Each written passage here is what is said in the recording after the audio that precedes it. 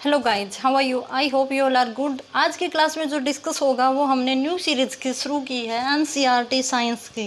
Guys आज की class में हम डिस्कस करेंगे एनसीईआरटी साइंस में जो हमारी 7th क्लास है उसमें फर्स्ट चैप्टर रहता है न्यूट्रिशन इन प्लांट्स, पादपों में पोषण। इसका हम डिस्कस करेंगे। यहाँ मैंने की फैक्ट लिखे हैं, इम्पोर्टेंट फैक्ट लिखे हैं, क्वेश्चन लिखे हैं जो कि बेसिक क्वेश्चन बनते हैं यहाँ से 7th क्लास का जो फर्स्ट चैप्टर रहता है वहाँ से।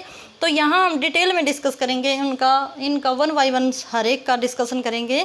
जो क्लास रखी गई है ये बेसिकली इम्पोर्टेंट है। पीआरटी किसी भी स्टेट के जो पीआरटी हमारी वैकेंसीज आते हैं उनका जो एग्ज़ाम होता है उनके लिए बहुत इंपॉर्टेंट है, पीआरटी और टीजीटी एग्ज़ाम के लिए गाइज।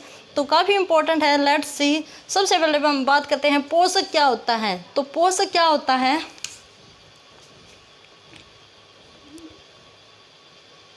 पोषक क्या होता है? जैसे हमारे जितने भी हमारे शरीर को हेल्दी रखने के लिए जो भोजन होता है, भोजन में जो कंटेंट होते हैं तो वो हमारे क्या होते हैं? पोषक होते हैं, जिनसे बनकर एक हेल्दी डाइट बनती है। तो इसमें क्या क्या आते हैं? कार्बोहाइड्रेट्स,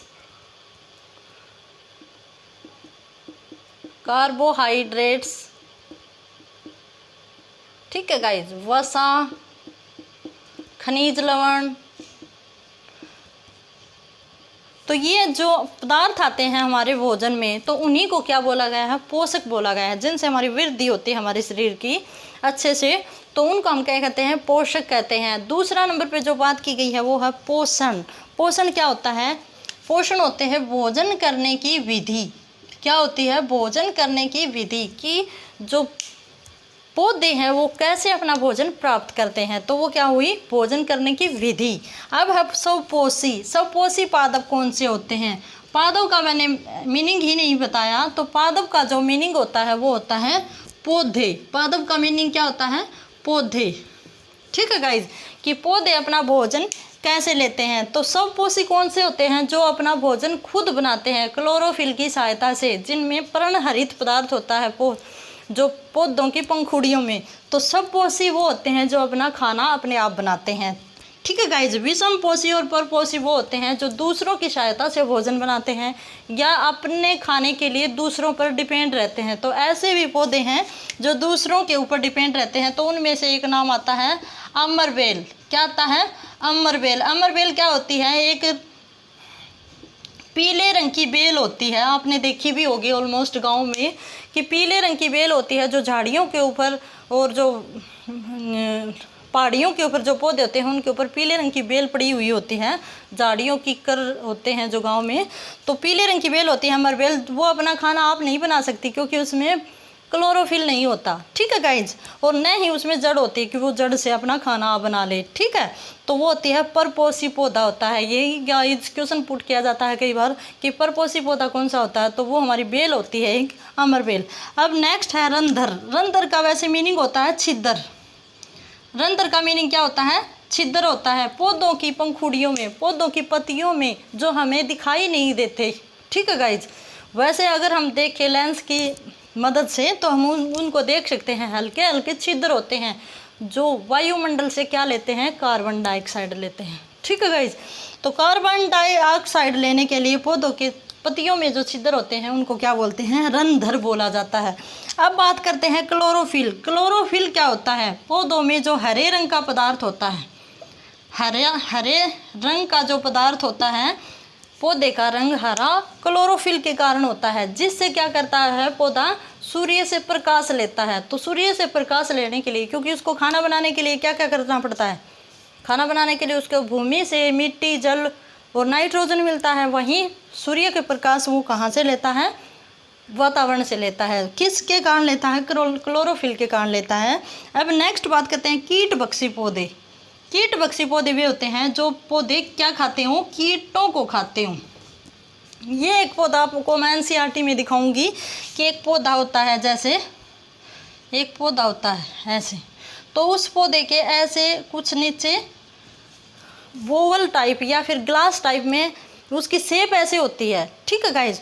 और उसमें कीट पड़ते रहते हैं, ऐसे कीट पड़ते रहते हैं और उसके ऊपर ढक्कन सा होता है, वो बंद हो जाता है। बंद होने के बाद जो उसमें कीट पड़े होते हैं ना वो पौधे ही खा जाते हैं। ठीक है गाइज, कभी ध्यान से देखना, मैं आपको एनसीईआरटी बुक में भी दिखाऊंगी, वहाँ पे इन्होंने फ़ोटो के सभी फ़ोटो दिखा रखा है।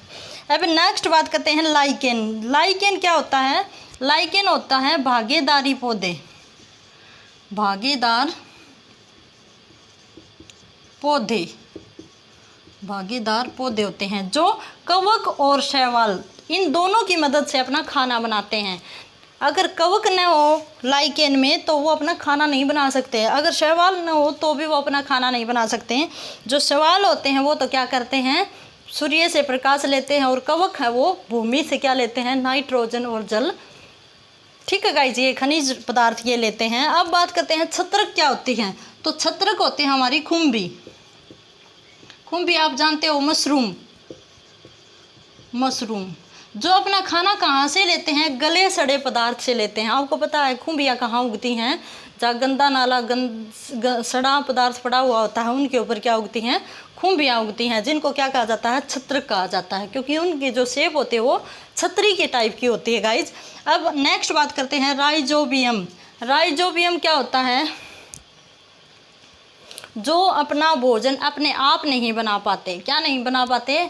जो पौधे, जो जीवाणु अपना भोजन अपने आप नहीं बना पाते, किसी दूसरे जीवाणु की मदद से अपना भोजन बना पाते हैं। ठीक है गाइज, अपने आप नहीं बना पाते, दूसरे जीव की मदद, कीटाणु की मदद से, जीवाणु की मदद से अपना खाना बनाते हैं। ठीक है गाइज, तो ये कैसा जीव होता है, सहजीव होता है। अब नेक्स्ट बात करते हैं कवक और फंजाई। ये होते हैं हमारी ब्रेड के ऊपर, ब्रेड के ऊपर होते हैं कवक और फंजाई। और किसके ऊपर होते हैं, अचार के ऊपर। किसके ऊपर? अचार के ऊपर उग जाते हैं कवक और फंजाई। जैसे आपने देखा भी होगा कि जैसे वाइट जैसे जिसको हम फफूंदी बोलते हैं, देसी भाषा में फफूंदी बोलते हैं, तो कवक और फंजाई होती है। अब नेक्स्ट बात करते हैं प्रकाश संश्लेषण क्या होता है। प्रकाश संश्लेषण होता है पौधों की भोजन बनाने की विधि होती है, जिससे पौधे अपना भोजन बनाते हैं। तो प्रकाश संश्लेषण के लिए पौधों को क्या क्या चाहिए, एक बार मैं बता दूं आपको थोड़ा सा। इसके लिए इन्होंने क्लोरोफिल होना चाहिए पौधों में, क्लोरोफिल। कई आपने देखे भी होंगे कि पौधों के पत्तियों का रंग महरून भी होता है, ब्लैक ग्रे कलर भी होता है, लेकिन उनमें फिर भी क्लोरोफिल की मात्रा होती है, इसलिए वो क्लोरोफिल से अपना भोजन बना पाते हैं। तो एक क्लोरोफिल होना चाहिए, जो किसके लिए, सूर्य के प्रकाश के लिए, सूर्य के प्रकाश को लेने के लिए। दूसरा क्या चाहिए पौधों में, पौधों की जो जड़ें हैं वो मिट्टी से क्या लेती हैं, नाइट्रोजन लेती हैं। अब ये मत कहना कि नाइट्रोजन वे वायुमंडल से लेते हैं, वायुमंडल से नाइट्रोजन नहीं लेते, वे अपना नाइट्रोजन है वो कहाँ से लेते हैं, पौधों की जो जड़ें होती हैं धरती में, तो जड़ों के जरिए जो मिट्टी में नाइट्रोजन पाई जाती है उसी से वे अपना भोजन बनाते हैं। अब हम बातें करते हैं तो हम देखते हैं ना कि नाइट्रोजन का खाद का छिड़काव किया जाता है, तो वो पौधों की जड़ों के जरिए ही पौधों में पहुंचता है नाइट्रोजन। फिर उसके बाद अगर हम बात करें, पत्तियों से इन्होंने क्लोरोफिल लिया और कार्बन डाइऑक्साइड लिया।